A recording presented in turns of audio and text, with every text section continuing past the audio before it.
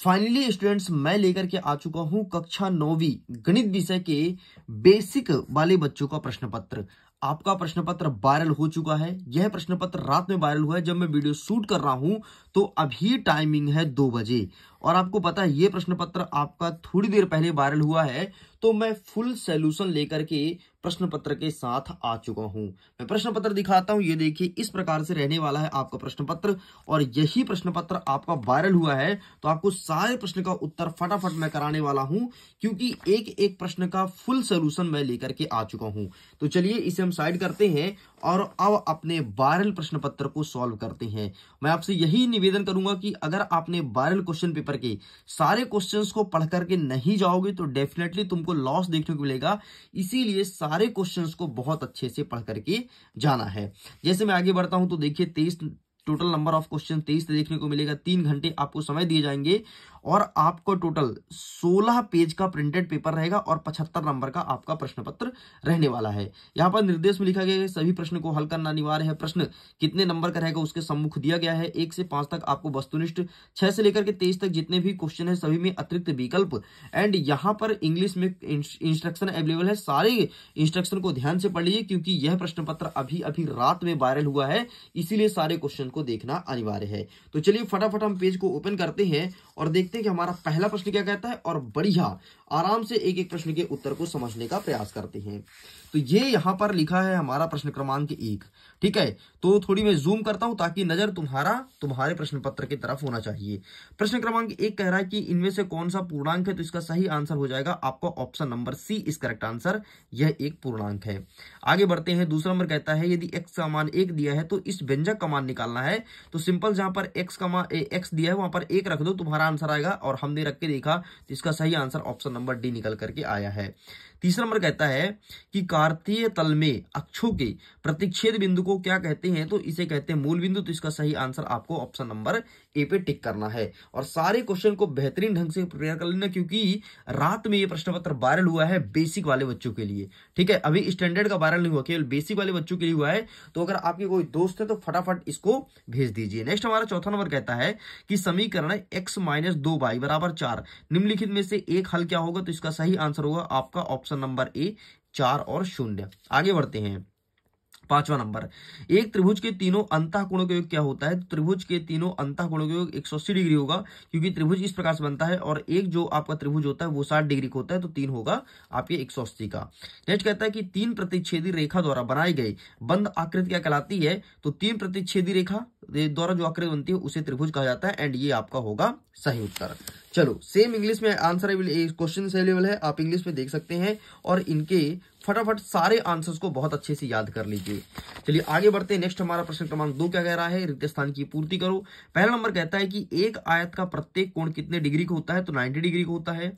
दूसरा नंबर कहता है एक तल पर उन सभी बिंदुओं का समूह जो तल के एक स्थिर बिंदु से एक स्थिर बिंदु पर स्थित होता है, तो उसे क्या कहते हैं, तो वृत्त कहलाता है। नेक्स्ट कहता है यदि एक त्रिभुज की भुजा 8, 11 और 13 सेंटीमीटर है, तो उस त्रिभुज का अर्ध परिमाप क्या होगा। ठीक है, अर्ध परिमाप मतलब इसको जोड़ लो पहले। ठीक है, तो जोड़ने पर आपका जितना है उसको 2 से भाग दे दो, तुम्हारा आंसर आ जाएगा।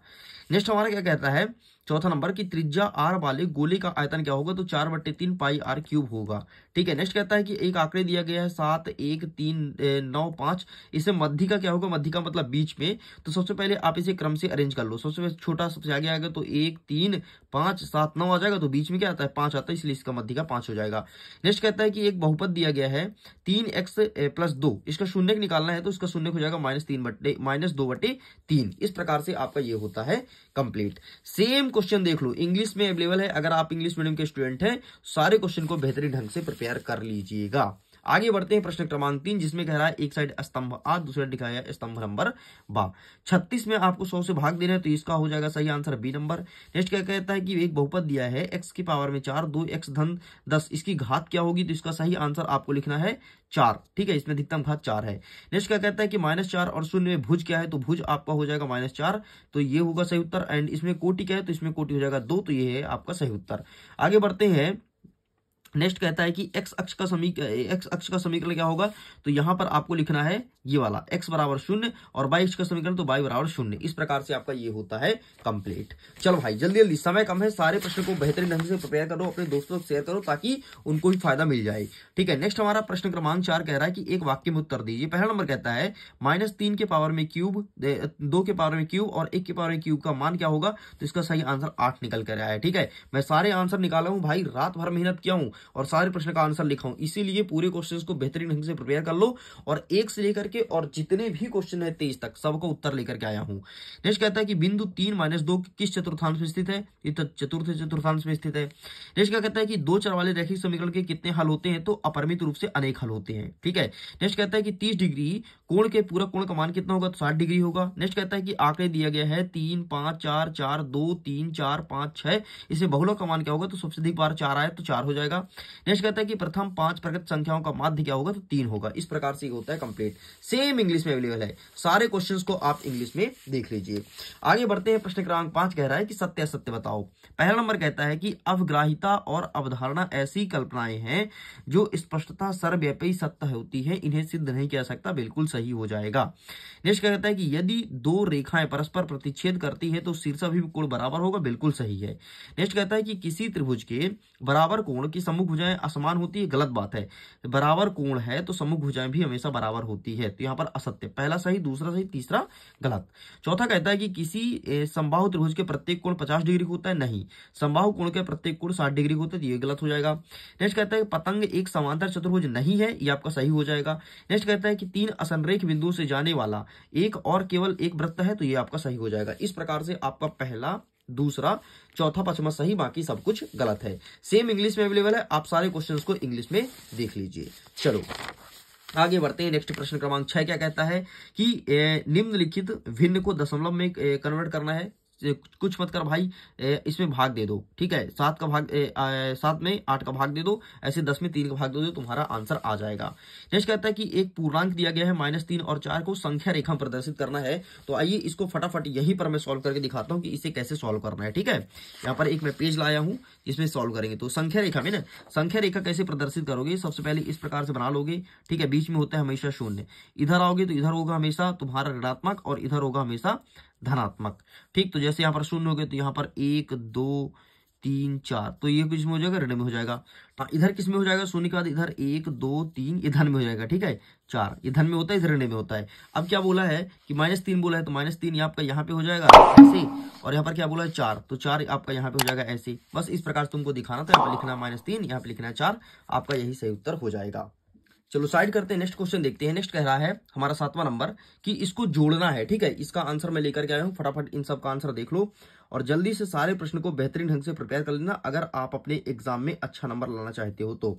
और अपने सारे दोस्तों को फैला दो तो ताकि आपके दोस्त भी इसका फायदा उठा सके। तो एक सेकंड मैं दिखा देता हूं इसका आंसर, सबका आंसर लेकर के आया हूं भाई। ठीक है, ये ऊपर वाला जो प्रश्न पूछा गया ये रहा इसका आंसर। ठीक, तो ये पूरा लिखना है, फटाफट आप इसका स्क्रीनशॉट ले लो, ये इतना लिख के कंप्लीट करेंगे, ये रहा आपका फाइनल आंसर।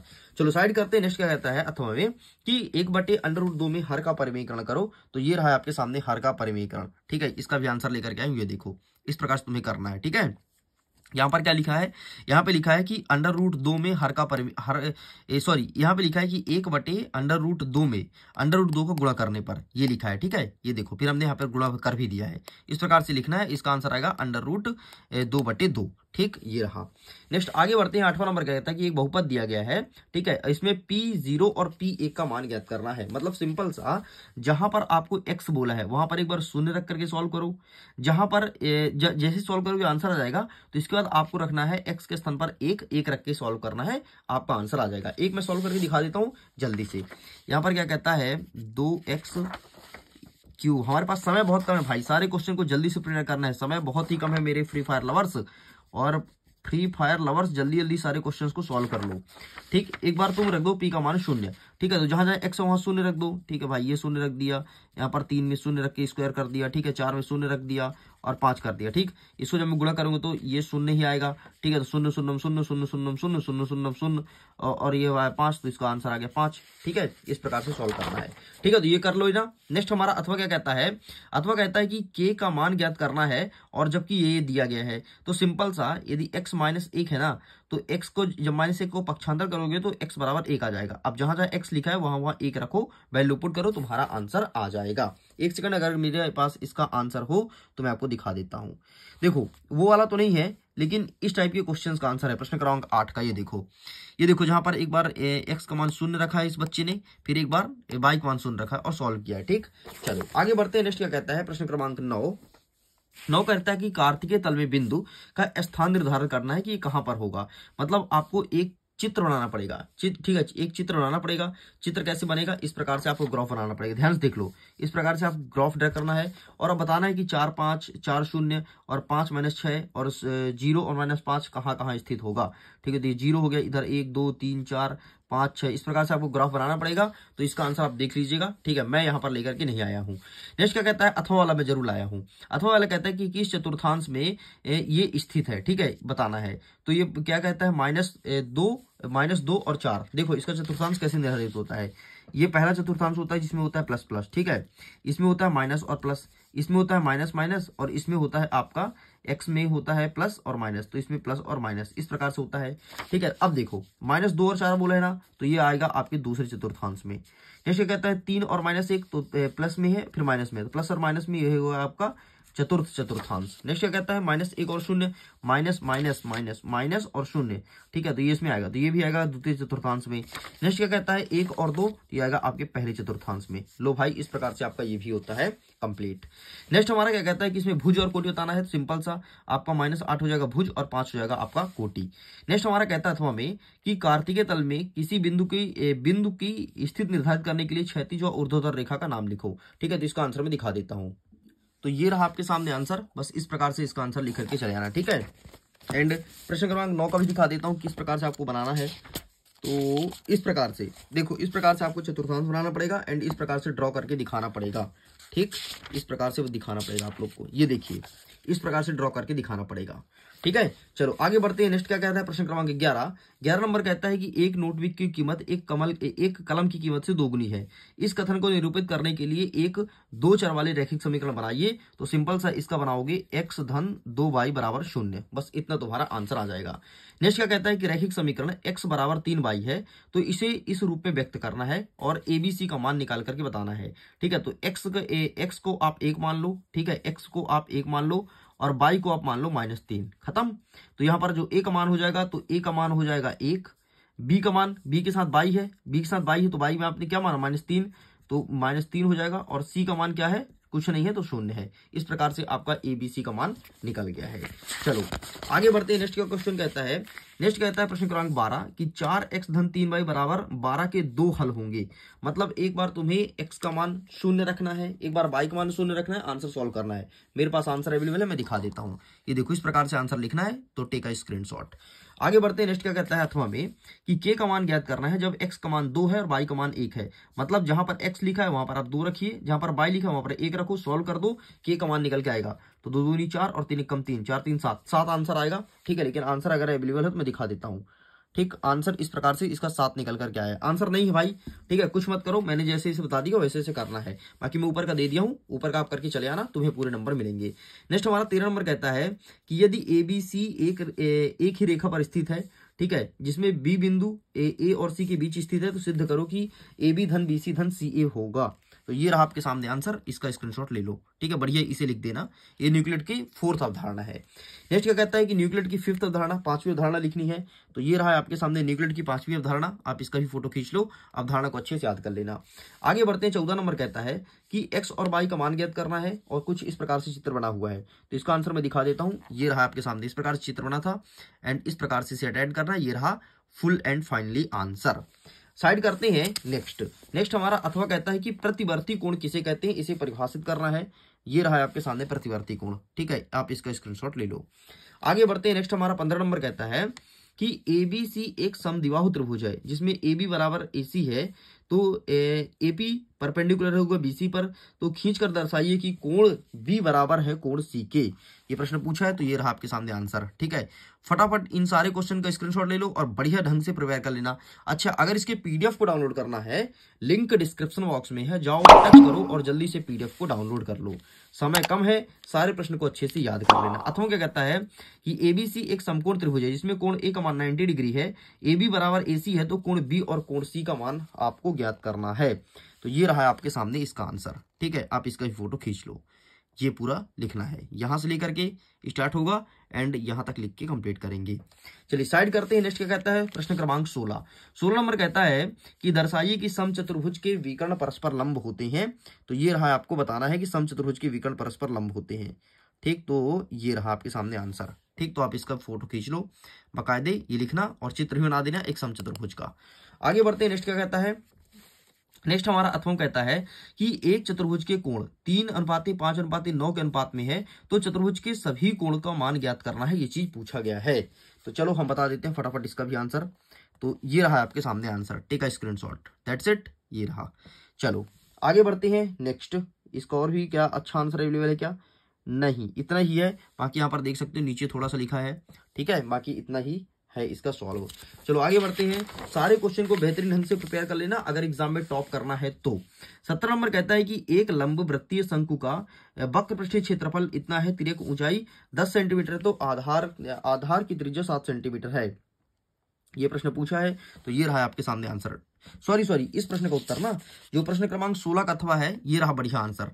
ठीक है, जो यहाँ पर नहीं दिख रहा था, ये देखो इसका आंसर यहाँ पर मैं लेकर के आया हूँ, तो आप इसे अच्छे से देख लो। चलो अब इसके ऊपर वाला आंसर देख लो, जो आपका नेक्स्ट क्वेश्चन पूछा था ना एक लंब शंकु वाला, तो इस प्रकार से आपको सॉल्व करना है। ठीक है, ये लिख देना पाई आर एल एंड पाई का मान और आर का मान और एल का मान 10 होता है। सॉल्व करोगे तो आ जाएगा आपका 220। नेक्स्ट हमारा अथवा कहता है कि उस गोले का आयतन ज्ञात करो जिसका पृष्ठीय क्षेत्रफल 154 हो। ठीक है, ये प्रश्न पूछा गया है, तो ये देखो इसका आंसर आपको यहाँ से सॉल्व करना है।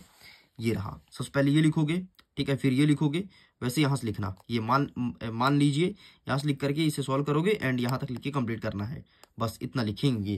नेक्स्ट हमारा कह रहा है 18 नंबर, यदि एक समांतर चतुर्भुज के विकर्ण परस्पर बराबर हो तो बताइए कि वह एक आयत है। ठीक है, ये प्रश्न पूछा गया है, तो आइए फटाफट देख लेते हैं इसका आंसर क्या होगा। तो यहाँ से इस प्रकार से बनाओगे चित्र, ये आयत का हो गया एंड इस प्रकार से आगे लिखना है। ठीक है, बस इतना लिख के आपको कंप्लीट करना है। चलिए नेक्स्ट इसका अथवा क्या कहता है कि एबीसी एक समलंब है जिसमें एबी परपेंडिकुलर होगा डीसी के, साथ ही बीडी एक विकर्ण है और भुजा ई एडी का मध्य बिंदु है। ठीक है, चित्र में देख सकते हो इस प्रकार से जैसे इंस्ट्रक्शन लिखा है वो यहाँ पर अवेलेबल है। तो इसका आंसर अवेलेबल नहीं है क्योंकि मैंने आपको ऊपर वाला दिखा दिया। अब कुछ ही क्वेश्चन सोचे हैं, चलो फटाफट देख लेते हैं इसे भी। एक शंकु की ऊंचाई 15 सेंटीमीटर है और इसका आयतन इतना है, तो इसका त्रिज्या ज्ञात करना है। ठीक है, तो फटाफट हम देख लेते हैं, ये रहा इसका आंसर। जल्दी से सारे क्वेश्चन को अच्छे से प्रिपेयर कर लेना। नेक्स्ट हमारा अथवा कहता है कि धातु की एक गेंद का व्यास इतना दिया है और धातु का घनत्व इतना दिया है, तो धातु की गेंद का द्रव्यमान निकालना है। ठीक है, द्रव्यमान पूछा गया है, तो ये रहा आपके सामने answer, take a screenshot and इसके बाद आपको ये लिखना है। ठीक है, ये आंसर अवेलेबल है एंड इसके बाद आपको कुछ नहीं, इसको गुणा कर देना, 441 में से 11 गुणा कर देना और नीचे लिख देना 125, भाग देना, आंसर आ जाएगा। चलो आगे बढ़ते हैं। नेक्स्ट क्या कहता है 20वां नंबर कि कक्षा 8वीं कक्षा के 30 विद्यार्थी का रक्त समूह कुछ इस प्रकार से है, तो इसमें आपको क्या क्या निकालना है। इस आंकड़ों की एक बारंबारता बंटन सारणी बनाना है। ठीक है, और विद्यार्थी के किस रक्त समूह के विद्यार्थी की संख्या अधिक है और किसका सबसे विरलतम मतलब सबसे कम है, ये चीज पूछा गया है। तो ये रहा आपके सामने आंसर। इस प्रकार से आप सारणी बनाओगे एंड ओ वर्ग का सबसे अधिक है और ए बी का सबसे कम है, बस इतना लिखना है। आगे बढ़ते हैं, यहाँ पर पूरे सारे क्वेश्चन होते हैं कंप्लीट। नेक्स्ट हमारा अथवा कहता है कि एक परिवार की आय 20,000 रुपए है और विभिन्न मदों पर खर्च करता है। यहाँ पर खर्च लिखा गया है, ग्रोसरी पर, किराना पर, ठीक है, सब कुछ लिखा गया है। तो कहता है एक दंड आलेख बनाओ। तो ये रहा आपके सामने दंड आलेख। ठीक है, इस प्रकार से आपको लिखना है, ठीक, सारे पॉइंटों को, और दंड आलेख इस प्रकार से आपको बना करके चले आना है। दंड आलेख का फोटो खींच लो, आपको दंड आलेख बनाना है। चलो आगे बढ़ते हैं। नेक्स्ट हमारा 21 नंबर क्या कह रहा है कि सीधे गुणा किए बिना इसको सॉल्व करना है। तो इसका आंसर मैं दिखा देता हूं, इसका आंसर हमारे पास अवेलेबल है एंड ये रहा आपके सामने आंसर। ठीक है, स्क्रीनशॉट। आगे देख लेते हैं अथवा क्या कहता है कि गुणनखंड करना है। तो गुणनखंड में दिखा देता हूं। ठीक है, ये रहा आपका गुणनखंड। ठीक, इस प्रकार से पूरा लिखना पड़ेगा, तो ये कंप्लीट होता है। इसके बाद क्या लिखना है, इसके बाद आपको यहाँ से लिखना है इसके बाद आपको लिखना है यहाँ से ये px बराबर ये पूरे लिखेंगे यहाँ तक, ठीक। एंड क्या लिख दोगे x1, अंतिम में इसके नीचे लाइन क्या लिखोगे x1 और x-12 और x-10, खत्म। बस इतना लिखना है। नेक्स्ट हमारा 22वां नंबर कहता है कि सिद्ध करो कि वृत्त की बराबर जीवाएं केंद्र पर बराबर कोण अंतरित करती है। तो ये रहा आंसर, ठीक है। ये लिखना, ये चित्र बनाना एंड आप यहां तक लिखना, ठीक। इसके बाद क्या लिखोगे, इसके बाद ये लिखोगे, सिद्ध करना है कि ये सब पॉइंट बातें लिखना एंड ये रहा आपका फाइनल आंसर। आगे बढ़ते हैं। तो कहता है कि 5 सेंटीमीटर और 3 सेंटीमीटर त्रिज्या वाले दो वृत्त दो बिंदु पर प्रतिच्छेद करते हैं तथा उनके केंद्रों के बीच की दूरी 4 सेंटीमीटर है। उभयनिष्ठ जीवा की लंबाई बतानी है। तो ये रहा है आपके सामने आंसर। एक सेकंड, ये सबसे पहले आप यहां से लिखना चालू करोगे, ठीक है। फिर ये चित्र बनाओगे, फिर ये लिखोगे एंड यहां तक लिख दिए। इसको लिखने के बाद आपको ये लिखना है, ये लिखेंगे, ये लिखेंगे, आगे बढ़ेंगे, आगे बढ़ेंगे, आगे बढ़ेंगे, आगे बढ़ेंगे एंड लिखना है कि इसलिए उभयनिष्ठ जीवा छोटे वृत्त के केंद्र से होकर जाता है, अर्थात O, और यह छोटे वृत्त का व्यास है। इस प्रकार से स्टूडेंट्स मैंने इस वायरल प्रश्न पत्र के सारे क्वेश्चंस को मैंने कंप्लीट कर दिया। सॉरी, एक प्रश्न और बचा है। ये प्रश्न बचा है आपका 23वां नंबर, ठीक है। 23वां नंबर कहता है कि एक त्रिभुजाकार भूखंड का भुजा का अनुपात इतना इतना दिया है और इसका परिमाप इतना है, तो भूखंड का क्षेत्रफल ज्ञात करो। तो आइए इसका आंसर हम आपको दिखा देते हैं। ये रहा आपके सामने उत्तर, ये देखो 8वें नंबर का जो प्रश्न है, ठीक है। लेकिन इसमें क्या लिखा है, उपरोक्त प्रश्न के साथ की तरह सॉल्व करें, मतलब इस प्रकार से आपको आंसर को सॉल्व करना है, ठीक। तो आप इसका फोटो क्लिक कर लो। आगे देख लो। तो हम कहता है यातायात संकेत वाला, तो बस आपको एक ही करना था, तो मैंने आपको ऊपर वाला बता दिया। इस प्रकार से स्टूडेंट्स पूरा का पूरा पेपर आपको सॉल्व करा दिया गया है। अब फटाफट सारे क्वेश्चन को अच्छे से रट लो, अपने दोस्तों को भेजो, क्योंकि यह प्रश्न पत्र बहुत ज्यादा वायरल है और रात में वायरल हुआ है। अभी थोड़ी देर बाद आपको यही प्रश्न पत्र कई यूट्यूब चैनल में देखने को मिलेगा, क्योंकि सबसे पहले आपको मिडिल एजुकेशन ही प्रोवाइड कराना है। तो चलो मैं वीडियो को एंड करता हूं। Thanks for watching. खुश रहिए, पढ़ते रहिए, मुस्कुराते रहिए। Bye bye.